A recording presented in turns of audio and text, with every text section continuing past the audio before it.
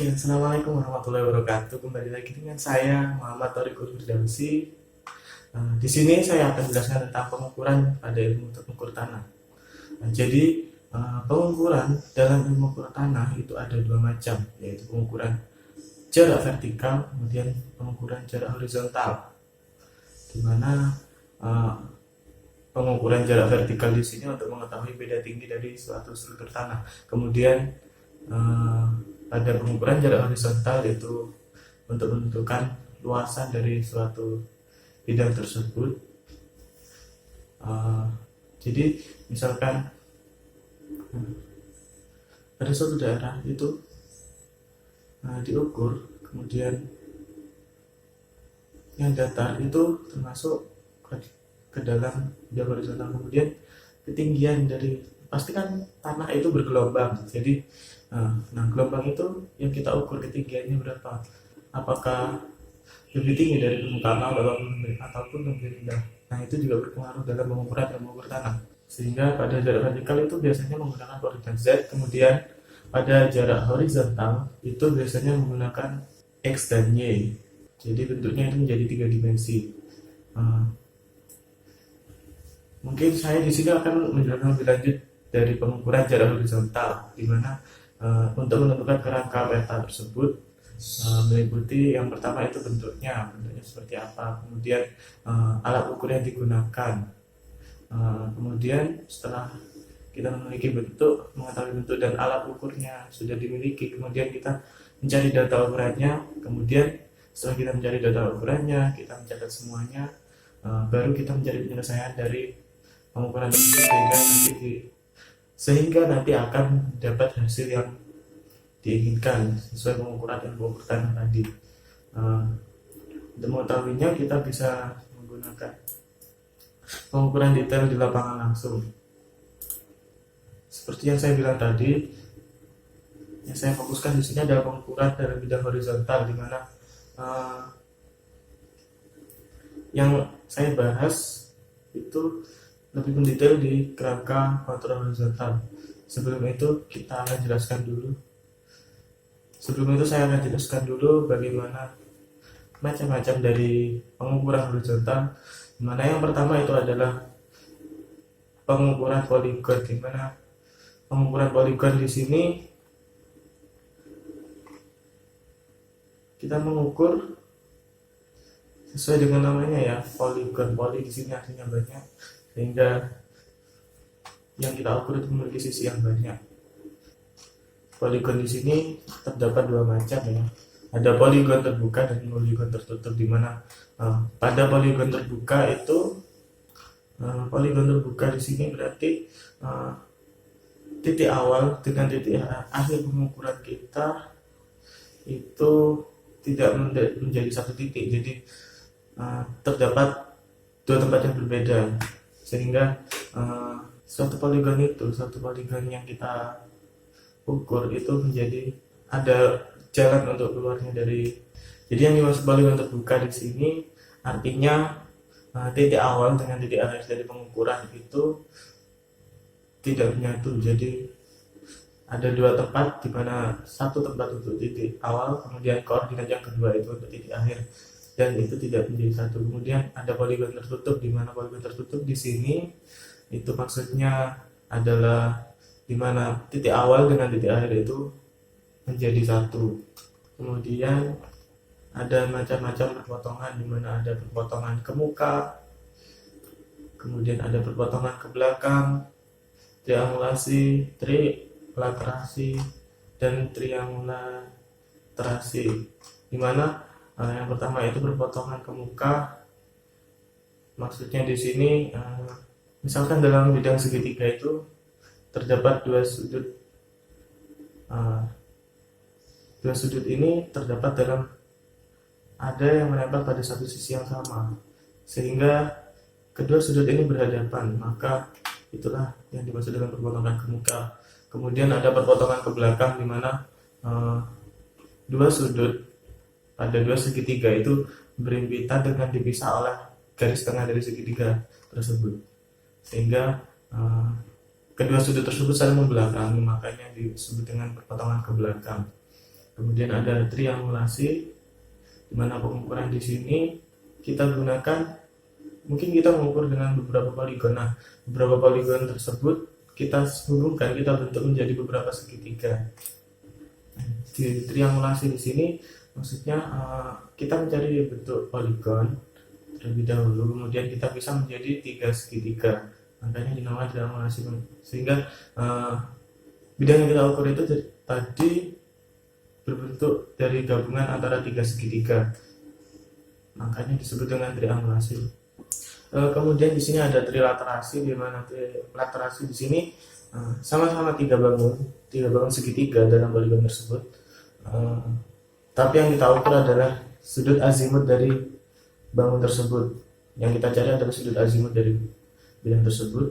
Nanti kita jumlahkan, kemudian kita rata-rata, sehingga kita mengetahui ukuran dari trilaterasi dari tanah yang kita ukur tadi.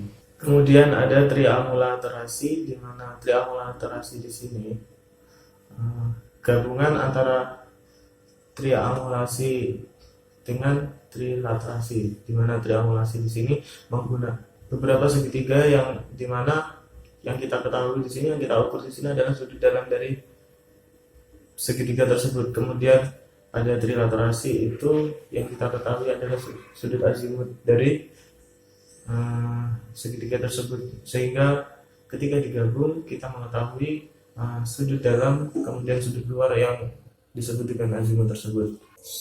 Kemudian di sini ada beberapa tipe sudut horizontal ya, dimana ada yang namanya sudut dalam, dimana ketika ada suatu poligon tertutup, di situ sudut yang menghadap saling berhadapan atau saling menghadap ke sisi poligon itu termasuk dalam sudut dalam. Kemudian sebaliknya, dimana yang berada di luar poligon tersebut itu termasuk sudut luar. Kemudian ada sudut kanan, dimana ketika kita mengukur dalam suatu bidang, kita sudah tentukan arah utaranya. Di situ kita mengetahui mana sudut kanan kemudian sudut kirinya, sehingga perputaran dari sudut tersebut kita ketahui. Kemudian ada sudut kiri. Sudut kiri di sini adalah kebalikan dari sudut kanan tadi, di mana posisi dari bangun tersebut, sudut yang kita ukur, sudut luar yang kita ukur itu berada di sebelah kiri.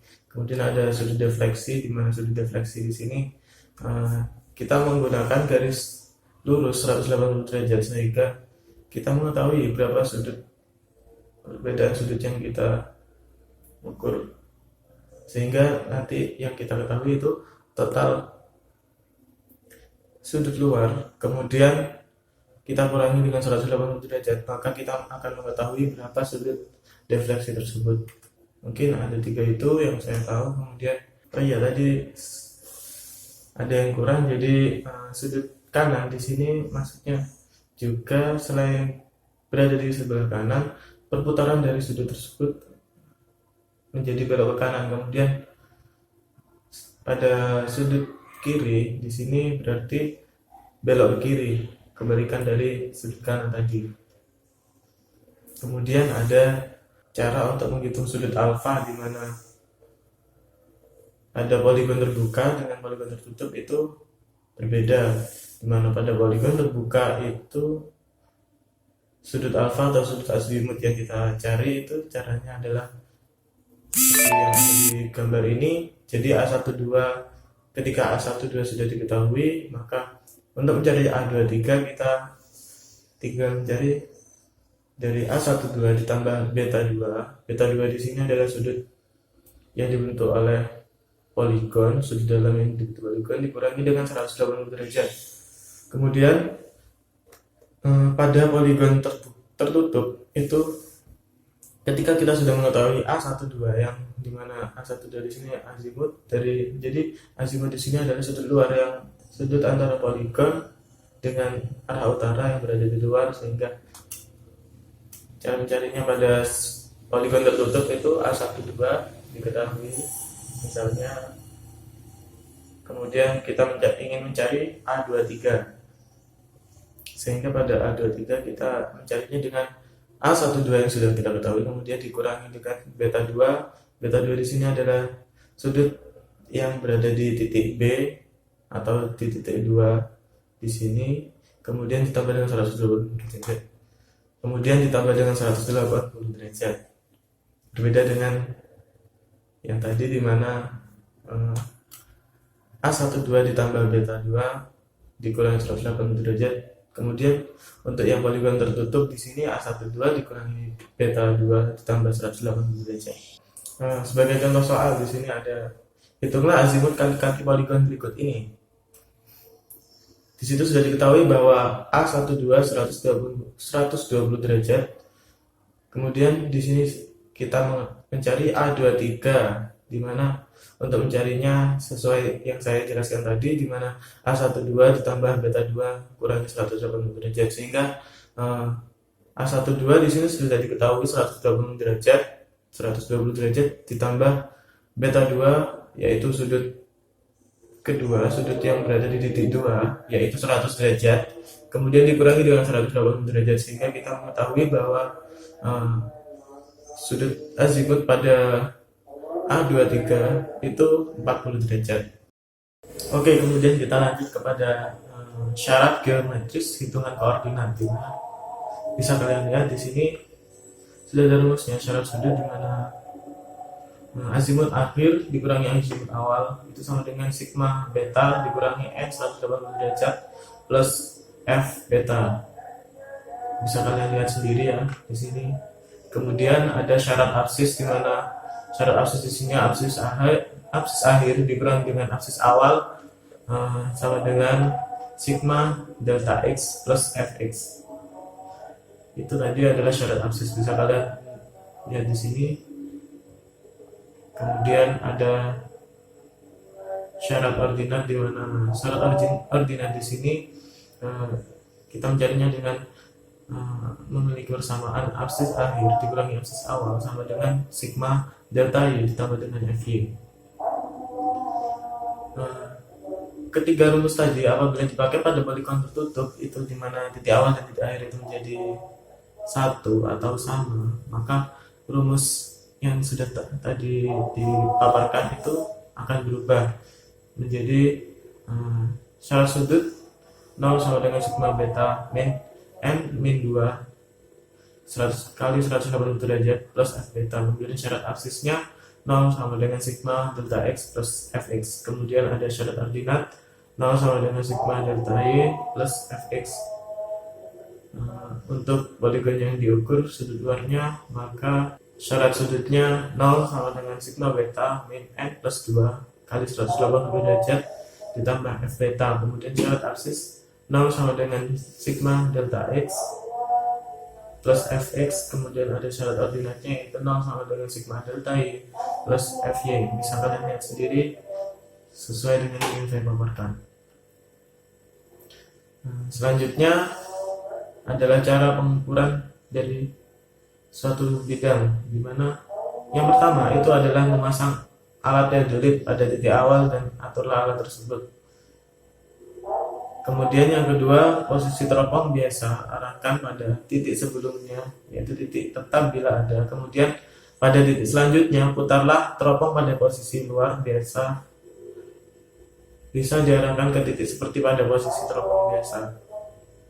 Kemudian yang selanjutnya yaitu mengukur jarak antar titik secara langsung dengan pita ukur. Jadi jarak titik dari posisi teodolit dengan titik akhir dari suatu bidang yang akan kita ukur itu kita ukur dengan pita ukur. Kemudian pindahkan alat teodolit dari titik ke titik, sehingga dari misalkan kita menggambar suatu poligon, nah dari titik A ke titik B itu kita pindah satu persatu dengan secara runtut. Nah di sini adalah mengukur tanah. Di sini kita syaratnya itu harus teliti, di mana dalam mengukur tanah di sini toleransi kesalahan maksimal yaitu 1 derajat. Jadi apabila kita Misalkan kita salah sedikit saja dalam pengukuran sudut, maka itu akan berantai ke pengukuran selanjutnya, sehingga mungkin di awal kesalahannya kecil, tapi nanti di akhir akan menjadi semakin besar. Jadi kita harus lebih teliti lagi untuk pengukuran tanah di sini. Kemudian cara perhitungannya yang pertama yaitu hitung azimut awal dan akhir apabila diketahui. Kemudian menghitung salah penutup sudut. Kemudian kita koreksi masing-masing sudut pengukuran tersebut. Kemudian yang selanjutnya itu menghitung azimut masing-masing titik arah. Setelah kita mengetahui azimut masing-masing titik, kita lanjut ke mencari selisih absis atau delta X dan selisih ordinat atau delta Y. Setelah kita mengetahui tersebut, kita mencari atau menghitung salah penutup absis dan salah penutup ordinat. Karena yang dibutuhkan kita di sini adalah ketelitian, maka kita harus selalu menghitung kesalahan dari pengukuran kita, karena pengukuran itu belum tentu ada yang pasti, jadi sebisa mungkin kita mengurangi kesalahan tersebut. Kemudian koreksikan masing-masing selisih dan selisih ordinat, kemudian kita hitung koordinat masing-masing titik. Itu saja penjelasan dari saya tentang pengukuran dalam ilmu ukur tanah, khususnya pada kerangka horizontal. Kemudian kita bisa lanjut ke pengukuran langsung di lapangan.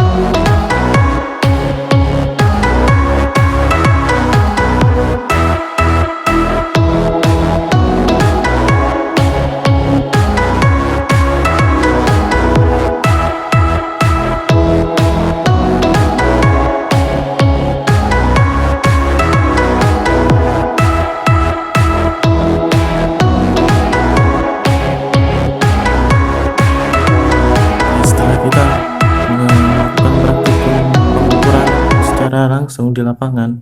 Oh ya, tadi untuk alat dan bahan ada kekurangan, jadi selain tali, kemudian busur, kemudian meteran, itu juga ada kompas, di mana kompas di sini saya gunakan untuk mencari sudut azimut dari salah satu sudut yang akan kita ukur. Di sini saya mengambil sudut azimut dari titik A. Oke, kita lanjut ke perhitungannya.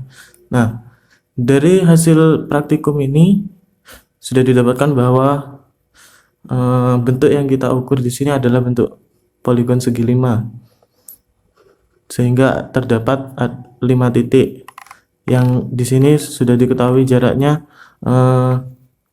Jarak AB 2,84 meter, kemudian jarak BC 3,73 meter, CD 2,5, DE 3,02, dan EF itu 3,27 M.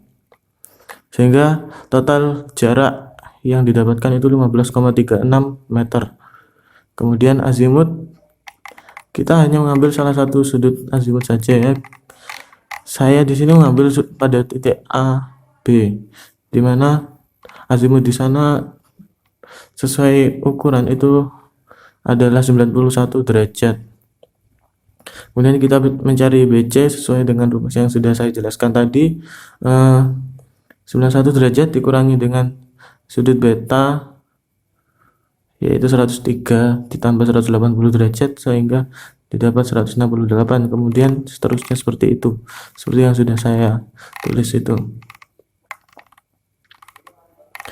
Kemudian kita menghitung D sin alfa, di mana mencari DAB itu didapat dari D dikali dengan sin alfa, sehingga didapat beberapa hasil di sini ya. Kemudian kita mencari sigma D sin alfa, diketahui min 0,0475. Nah, untuk mengoreksinya lagi kita mencarinya dengan D sin alfa yang sudah kita dapat tadi dibagi dengan total jarak dari bidang yang kita ukur, kemudian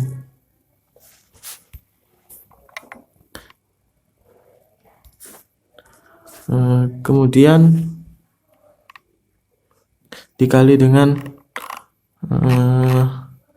sigma D sin alfa tadi, sehingga diperoleh beberapa hasil di sini mulai dari X1 sama dengan X5, sehingga sigma Fx di sini didapatkan atau koreksi kesalahan di sini min 0,0475, sehingga sesuai dengan syarat yang saya jelaskan tadi, maksimum kesalahan yaitu maksimal 1 derajat, dan yang kita dapat di sini kurang dari 1 derajat.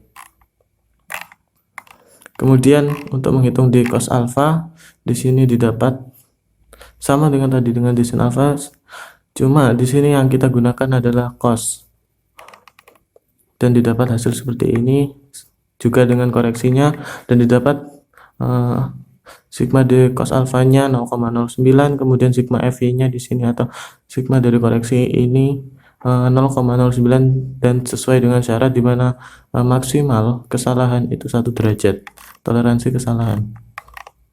Nah, setelah kita mendapatkannya, kita menghitung koordinat.